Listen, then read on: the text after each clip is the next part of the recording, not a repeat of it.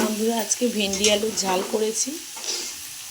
শুকনো লঙ্কা সর্ষে ফোড়ন দিয়েছি, দিয়ে আগে আলুটাকে ভাপ দিয়ে ফেলে নিয়েছি, নিয়ে শুকনো লঙ্কা সর্ষে ফোড়ন দিয়েছি, দিয়ে ভেন্ডিটাকে একটু ভালো করে ভেজেছি ছাকা তেলে।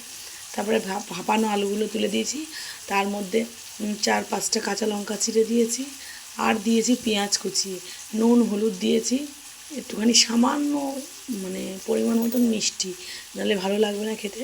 তো এভাবে কষিয়ে তরকারিটা করব, দেখা যাক চলো।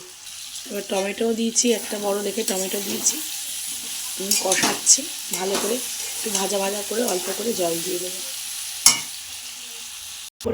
অল্প করে পরিমাণ মতন জল দিয়ে দিয়েছি, এবার ঢাকা দিয়ে দেবো। ঢাকা সেদ্ধ হয়ে গেলে নামিয়ে ফেলবো।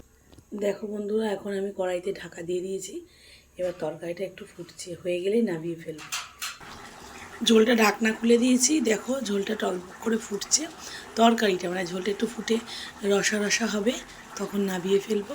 তো চলো আবার ঢাকা দিয়ে দিই।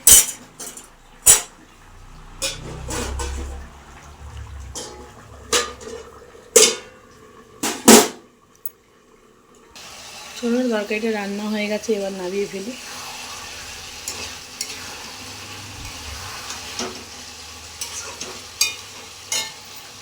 আমার তরকারি কমপ্লিট। দেখো, ওখানে বরবটি বাটা করব, তাই জন্য ফুটাতে দিয়েছি বাটিতে, আর ডাল বসিয়ে দিয়েছি। তো চলো, এখন তরকারি কমপ্লিট, বাকিটা আবার পরে তুলে ধরবো তোমাদের সামনে বন্ধুরা।